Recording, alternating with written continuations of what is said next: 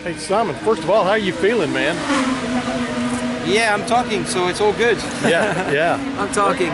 Well, I think we heard on the radio you talked about maybe a brake issue right before that off happened. Is that what you think you were probably feeling? Yeah, I had no brakes. Pedal was to the floor. So I had no deceleration whatsoever. And the section of the track that's the worst. So I wouldn't want to do it in a keyhole either, but that's definitely 20 years. I think it was 20 years ago, maybe 30. Michael Andretti. Yeah. I'm joining a legend, which is cool. Not for the right reason, but yeah, that hasn't evolved in 30 years, 20 years. I don't know how long. It's crazy.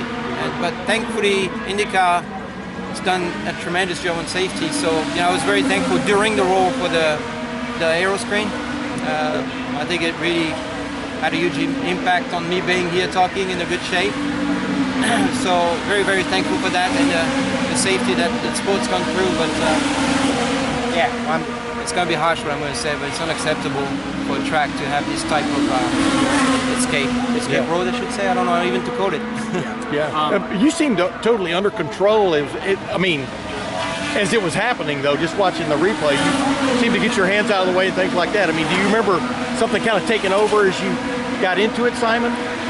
Tim, those moments is survival mode. Yeah. It's crazy what the brain can do, and in those moments you can slow down everything and do things that usually you can't do. And certainly I can see every single millisecond of the crash. I know exactly how many rolls I did. I know where the wall was coming.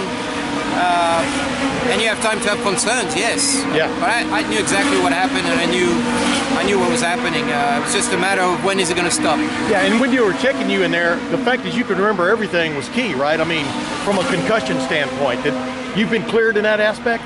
Well, you got to talk to the doctors. I'm not clear yet to drive. So it was a pretty big impact, and there's a threshold that I went above that needs to be. It's part of the protocol. So they will decide what's next for me this weekend. I feel fine, but you got to be careful. The brain is something you can't check just like that. Yeah. So obviously, no bruises, very safe. But when you roll like that, the brain, you got to be careful with the brain. You always have in your mind that my brakes can fail. I mean, do you have that in your mind, or are you always just like somebody driving down the highway? If something happens, I'm gonna hit my brakes, and they're gonna be. I mean. No, never. Okay. It's not something that you should even think of. Yeah. You should be focused on hitting your marks and going as fast as you can, braking as late as you can. So when it happened, it was the biggest surprise in my life. Is that something where they're fine in turn 3 and all of a sudden they're not working in turn 4, basically? Absolutely, yeah. Everything was fine going to turn 2. I went down the hill, everything was fine. I was trying to brake deep, but something broke. So we got to figure out what it is. And we're going to have a What were you saying your frustration was with the track and how an accident like that can happen? Was it with the runoff?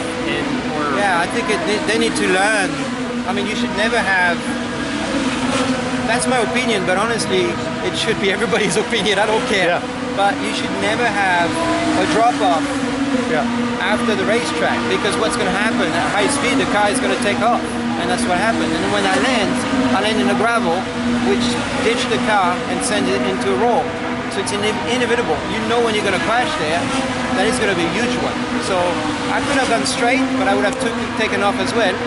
Who knows what would happen? I could have missed the wall and go further. So my choice was to try to make the corner, because I knew that was the worst place on the schedule to actually go off. So yeah, that definitely needs to be a big change here, and I just don't know why it's not changing. And you haven't been cleared to drive yet, right? I mean, you haven't been cleared to drive yet. So you won't be qualifying. I have no idea. Okay. Thank you, man.